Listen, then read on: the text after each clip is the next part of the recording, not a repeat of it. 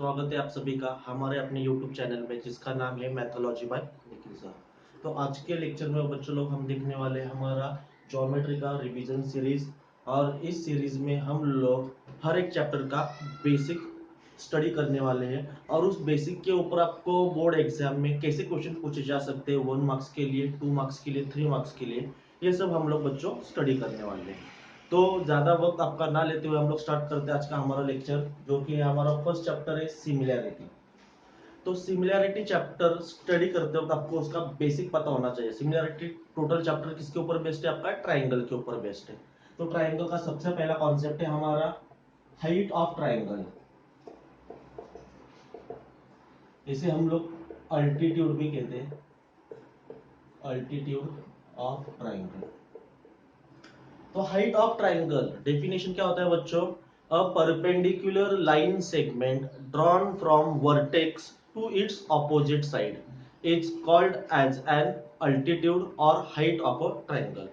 अगर मैं एक ट्राइंगल लेता हूं और इस ट्राइंगल के एक वर्टेक्स से, किसी भी एक वर्टेक्स से अगर उसके ऑपोजिट साइड पे अगर मैं परपेंडिकुलर लाइन सेगमेंट कंस्ट्रक्ट करता हूं, तो इस परपेंडिकुलर लाइन सेगमेंट को हम लोग क्या कहेंगे? हाइट ऑफ ट्राइंगल या फिर अल्टीट्यूड ऑफ ट्राइंगल। तो इसमें आपको ध्यान में क्या रखना है? ये जो आपका हाइट और या फिर अल्टीट्यूड जो होती है वो हमेशा बेस के साथ कितना एंगल बनाएगी? 90 डिग्रीज का एंगल बनाएगी।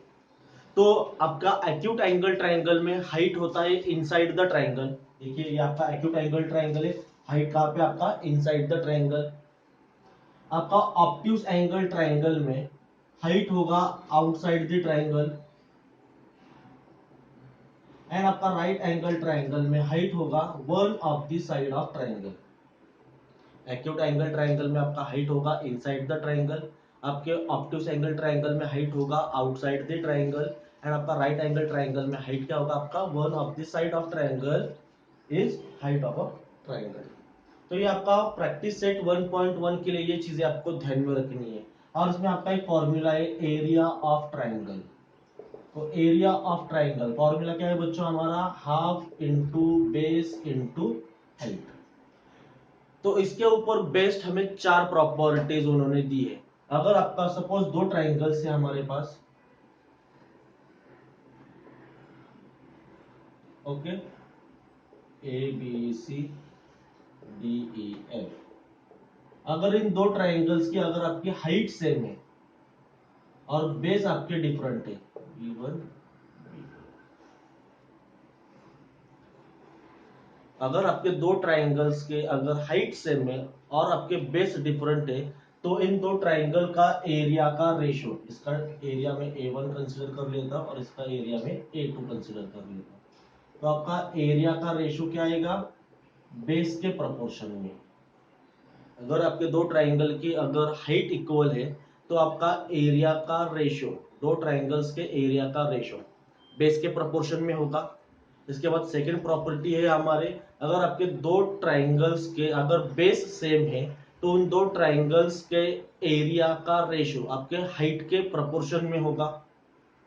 अगर आपके 2 ट्राइंगल्स के बेस और हाइट दोनों भी सेम है तो उन दोनों ट्राइंगल्स के एरिया का रेशियो होगा आपका 1, यानी कि दोनों ट्राइंगल्स के एरियाज कैसे होंगे? आपके इक्वल।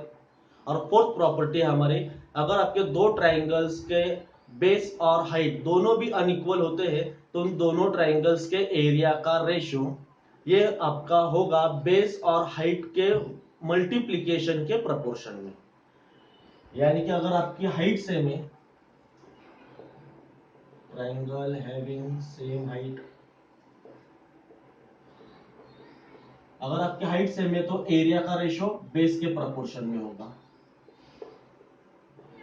अगर आपका बेस सेम है तो एरिया का रेशियो आपका हाइट के प्रोपोर्शन में होगा। ट्राइंगल हैविंग सेम बेस, अगर आपके दोनों ट्राइंगल का हाइट और बेस दोनों इक्वल है तो आपको दोनों ट्राइंगल के एरिया का रेशियो या तो 1 होगा या फिर दोनों ट्राइंगल के एरिया कैसे होंगे? आपके equal. Triangle having same base and height. और फोर्थ प्रॉपर्टी है हमारी, अगर आपके दोनों ट्राइंगल के बेस और हाइट अनइक्वल होंगे तो उनके एरिया का रेशो बेस और हाइट के मल्टीप्लिकेशन के प्रोपोर्शन में होगा। ओके बच्चों, तो प्रैक्टिस सेट 1.1 के लिए हमें ये चीज ध्यान में रखनी है। इसके बाद प्रैक्टिस सेट 1.2 के लिए आपको कॉन्सेप्ट आता है बीपीटी यानी कि बेसिक प्रोपोर्शनैलिटी थ्योरम। तो बेसिक प्रोपोर्शनैलिटी थ्योरम को कैसे अप्लाई करना है ये हम समझ के लेंगे। तो बीपीटी हम लोग कब अप्लाई करेंगे, देखो बच्चों, जब आपको ट्राइंगल दिया हुआ है और उस ट्राइंगल के किसी भी एक साइड को अगर आपको पैरेलल लाइन दी जाती है और वो parallel line other two sides को टू डिफरेंट पॉइंट में इंटरसेक्ट कर रही है, तो आपको क्या करना है, बीपीटी थ्योरम यानी बेसिक प्रोपोर्शनैलिटी थ्योरम अप्लाई कर देना है। कब अप्लाई करना है, देखो हमारा सेकेंड कॉन्सेप्ट है बीपीटी बेसिक प्रोपोर्शनैलिटी थ्योरम। अगर आपको ट्राइंगल दिया हुआ है, इसको मैं बोलता हूँ ए बी सी, और इस ट्राइंगल के एक साइड को आपको क्या दिए, पैरेलल लाइन दी है, ओके, पी क्यू, और ये पैरेलल लाइन क्या होनी चाहिए, आपके अदर टू साइड्स को टू डिफरेंट पॉइंट में इंटरसेक्ट करना चाहिए। तब हम लोग क्या करेंगे, बीपीटी थ्योरम अप्लाई करेंगे। तो बीपीटी थ्योरम अप्लाई करने के लिए हमारे पास कंडीशन क्या होगी, ट्राइंगल होना चाहिए, ट्राइंगल के एक साइड को एक पैरेलल लाइन दी होनी चाहिए और वो parallel line other two sides को टू डिफरेंट पॉइंट में इंटरसेक्ट करनी चाहिए, बस। अगर ट्राइंगल दिया है और किसी भी एक साइड को पैरेलल लाइन दिए तो हम लोग बीपीटी अप्लाई करेंगे। तो कैसे अप्लाई करना है आपको बीपीटी, देखिए अभी पी क्यू ये लाइन कौन सी साइड को पैरेलल है, आपके एसी साइड को पैरेलल है। तो ए और सी छोड़ के जो हमारा लास्ट वर्टेक्स बचा बी, तो यहां से बी से स्टार्ट करना है आपको, BP upon P A, BP upon P A is equals to क्या होगा, B Q upon Q C, BP upon P A is equals to B Q upon Q C, ये होगा आपका बीपीटी। तो इसमें क्वेश्चन कैसे पूछा जाएगा, आपको बीपी की लेंथ दी जाएगी, पीए की लेंथ दी जाएगी, बीक्यू की लेंथ दी जाएगी और आपको क्यूसी फाइंड आउट करना है। यानी कि कोई भी तीन सेगमेंट की आपको लेंथ प्रोवाइड की जाएगी और आपको फोर्थ सेगमेंट की लेंथ फाइंड आउट करनी होगी। ओके बच्चों, तो इस तरीके से हमें बीपीटी अप्लाई करना है। इसके बाद मतलब प्रैक्टिस सेट 1.2 में आपको बीपीटी और बीपीटी के ऊपर एक क्वेश्चन फिक्स्ड आना ही आना है आपका। क्वेश्चन नहीं पूछा गया तो आपको थ्योरम पूछा जा सकता है, तो आपको थ्योरम की प्रैक्टिस करनी है। तो गिन चुन के आपके पास टोटल 6 या 7 ही थ्योरम है जिसमें आपको करने हैं BPT basic proportionality theorem, Pythagoras theorem आपको प्रिपेयर करना है, उसके बाद theorem of areas of similar triangle आपको प्रिपेयर करना है, उसके बाद साइक्लिक क्वाड्रिलेटरल का थ्योरम आपको प्रिपेयर करना है, और उसके बाद इंस्क्राइब्ड एंगल थ्योरम, ये 5 थ्योरम्स आपको परफेक्ट करने हैं। इसके बाद अगर सपोज आपके ट्राइंगल आपको दिया हुआ है और ट्राइंगल के दो साइड को इंटरसेक्ट करने वाली एक लाइन हमें पता है, ए बी सी बी, और ये साइड बीसी को पैरेलल है या नहीं है हमें आइडेंटिफाई करना है। तो हम लोग कैसे आइडेंटिफाई करेंगे, पी क्यू ये लाइन बीसी को पैरेलल है, ये हम लोग कब कह सकते हैं, जब आपका एपी अपॉन पीबी इस रेशो का वैल्यू और ए क्यू अपॉन क्यू सी इस रेशो का वैल्यू क्या होगा, आपका सेम। तो इस तरीके के क्वेश्चन में आपको क्या करना है, पहले एपी अपॉन पीबी ये रेशो फाइंड आउट करना है, उसके बाद ए क्यू अपॉन क्यू सी ये वाला रेशो फाइंड आउट करना है। अगर इन दोनों रेशो का वैल्यू इक्वल आता है तो हम लोग क्या कहेंगे, according to converse of BPT line PQ is parallel to side BC. अगर ये दोनों रेशो अनइक्वल आते हैं तो हम लोग क्या कहेंगे, PQ is not parallel to side BC. तो इसमें इस तरीके के क्वेश्चन आपको पूछे जा सकते हैं, तो ये आपको ध्यान में रखना है। ओके बच्चों, इसके बाद है हमारा नेक्स्ट कॉन्सेप्ट जो कि है हमारा properties of similar triangles. Third है हमारा प्रॉपर्टीज ऑफ सिमिलर ट्राइंगल्स। अभी देखो बच्चों, मेरे पास दो ट्राइंगल्स है, triangle A B C and triangle P Q R. अगर ये दो ट्राइंगल अगर सिमिलर ट्राइंगल्स है तो इसे हम मैथमेटिकली कैसे एक्सप्रेस करेंगे? Triangle A B C similar triangle P Q are.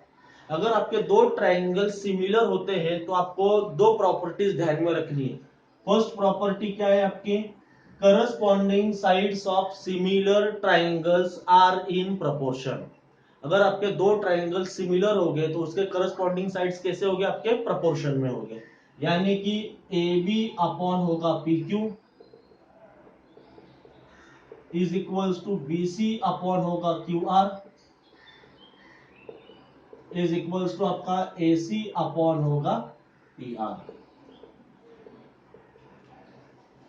इसे हम लोग शॉर्टकट में लिखते हैं C S S T, corresponding sides of similar triangle. और उसके बाद हमारा सेकेंड प्रॉपर्टी है, अगर दो ट्राइंगल्स आपके सिमिलर होते हैं तो इसका मीनिंग क्या होता है? आपके करस्पॉन्डिंग एंगल्स कैसे हो गए? कॉन्ग्रुएंट। तो एंगल ए का करस्पॉन्डिंग एंगल कौन सा है? पी। तो एंगल ए कॉन्ग्रुएंट हम लोग लिखेंगे angle P, angle B congruent angle Q and angle C congruent angle होगा आपका आर। और तीनों के लिए कॉमन रीजन क्या होगा आपका? C A S T, corresponding angle of similar triangle. तो जब भी आपको दो ट्राइंगल सिमिलर दिए हुए होते हैं तब आपको क्या करना है? इन दो प्रॉपर्टीज को अप्लाई करना है। इसमें से भी 99% हमें फर्स्ट वाला प्रॉपर्टी अप्लाई करना होता है, corresponding sides of similar triangles.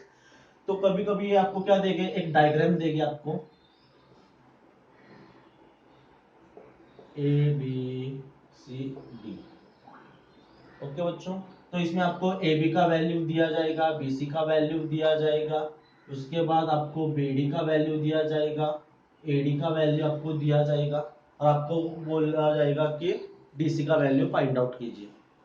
तो आपको दो ट्राइंगल्स में अगर तीन साइड्स पता हो तो हम लोग फोर्थ साइड फाइंड आउट कर सकते हैं। तो इसमें क्या होता है? आपको दो रेशो सिलेक्ट करना होता है। तो इस दो रेशो में आपको 1 2 3 तीन साइड्स का लेंथ दिया जाएगा, फोर्थ साइड का लेंथ आपको फाइंड आउट करना होता है। ओके, तो कैसे फाइंड आउट करेंगे हम? क्रॉस मल्टीप्लीकेशन से। तो ये प्रॉपर्टी आपको अप्लाई करना है। दो ट्राइंगल्स पहले आपको सिमिलर दिखाने हैं, सिमिलर दिखाने के बाद आपको ये प्रॉपर्टी लिखनी है। इस प्रॉपर्टी में आपको वैल्यू सब्स्टिट्यूट करने हैं और जो वैल्यू फाइंड आउट करनी है वो वाला रेशो, और जहां पे आपको दोनों वैल्यूज पता है वो रेशो आपको क्या करना है? लेना है और क्रॉस मल्टीप्लीकेशन से आपको उस साइड की लेंथ या फिर वैल्यू फाइंड आउट करनी होती है। ओके, दो ट्राइंगल्स को सिमिलर दिखाने के लिए हमारे पास टेस्ट होता है A test of similarity, S test of similarity, S test of similarity. तो ये जो कॉमन टेस्ट है वो आपको ध्यान में रखने हैं, S and A test of similarity, जिसमें ए टेस्ट ऑफ सिमिलैरिटी का हम लोग ज्यादा से ज्यादा यूज करते हैं। तो ये था हमारा प्रैक्टिस सेट 1.3 के लिए कॉन्सेप्ट। उसके बाद जो आपका प्रैक्टिस सेट 1.4 है वो आपका डिपेंड है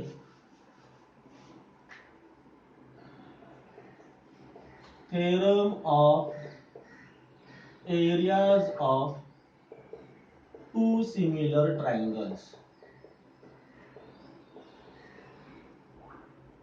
तो ये क्या कहता है हमें? अगर आपके दो ट्राइंगल सिमिलर है, triangle A B C similar triangle P Q R, if two triangles are similar then the ratio of the areas of two similar triangles is equal to the square of the ratio of their corresponding sides।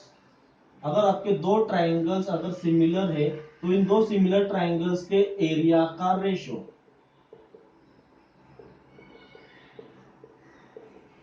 क्या है? आपका equal है, किसके समान है? Corresponding sides के square के proportion के। तो क्या होगा आपका? A B square upon P Q square is equals to B C square upon Q R square is equals to होगा आपका A C square upon P R square. तो ये थ्योरम आपको कब अप्लाई करना है? जब आपको दो ट्राइंगल्स का एरिया पता है, उसके बाद एक सिमिलर ट्राइंगल की आपको साइड पता है और हमें उसकी करस्पॉन्डिंग साइड फाइंड आउट करनी हो, तब आपको theorem of areas of similar triangles apply करना है। या फिर आपको करस्पॉन्डिंग साइड्स पता हो और एक ट्राइंगल का एरिया पता हो और हमें अनदर ट्राइंगल का एरिया फाइंड आउट करना हो, तब हम क्या करेंगे, theorem of areas of similar triangles apply करेंगे।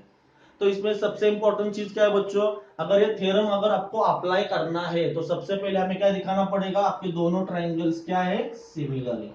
अगर आपके दो ट्राइंगल्स सिमिलर होते हैं तभी हम theorem of areas of similar triangles apply कर सकते हैं।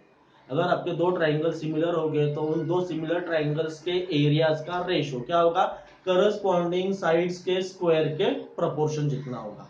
ओके, तो कुल मिलाकर चैप्टर नंबर 1 में ये 4 कॉन्सेप्ट है। सबसे पहली कॉन्सेप्ट क्या थी आपकी, height of triangle. Acute angle triangle में हाइट होगा आपका inside the triangle, obtuse angle triangle में हाइट होगा आउटसाइड द ट्राइंगल, और उसके बाद आपका राइट एंगल ट्राइंगल में हाइट होगा one of the side of a triangle. उसके बाद एरिया ऑफ ट्राइंगल हमारा फॉर्मूला है half into base into height. अगर आपके दो ट्राइंगल्स का बेस सेम है तो उन दो ट्राइंगल्स के एरियाज का रेशियो हाइट के प्रोपोर्शन में होगा। हाइट सेम होती है तो बेस के प्रोपोर्शन में होगा। बेस और हाइट दोनों इक्वल है तो आपका एरियाज का रेशियो 1, या फिर दोनों ट्राइंगल्स के एरियाज इक्वल हो गए। और उसके बाद फोर्थ प्रॉपर्टी थी हमारी, अगर हमारा हाइट और बेस दोनों भी अनइक्वल है तो एरियाज का रेशियो क्या होगा, आपके बेस और हाइट के प्रोडक्ट के प्रोपोर्शन में होगा। तो चैप्टर नंबर 1 में आपको क्या पूछा जाएगा, दो ट्राइंगल्स दिए जाएंगे, उन एक ही डायग्राम में दोनों ट्राइंगल्स दिए जाएंगे, दोनों ट्राइंगल का बेस इक्वल होगा, आपको क्या करना है, दोनों ट्राइंगल्स का एरिया फाइंड आउट करना होगा, एरिया का रेशियो फाइंड आउट करना होगा। तो आपको प्रॉपर्टी लगानी है फर्स्ट, सेकेंड, थर्ड या फिर फोर्थ, जैसे कि मैंने आपको कहा। सेकेंड कॉन्सेप्ट है आपका बीपीटी थ्योरम का, basic proportionality theorem. Basic proportionality theorem हम कब अप्लाई करेंगे, जब आपको ट्राइंगल दिया होगा और ट्राइंगल के एक साइड को पैरेलल लाइन दी होगी, तब आपको बीपीटी अप्लाई करना है। उसके बाद थर्ड कॉन्सेप्ट है हमारा प्रॉपर्टीज ऑफ सिमिलर ट्राइंगल्स। ये आपको कब अप्लाई करना है, जब आपके दो ट्राइंगल सिमिलर हो गए तब आपको ये अप्लाई करनी है। तो प्रॉपर्टी क्या है, corresponding sides of similar triangles कैसे हो गए, आपके प्रोपोर्शन में हो गए, और corresponding angles of similar triangles कैसे हो गए, आपके कॉन्ग्रुएंट हो गए।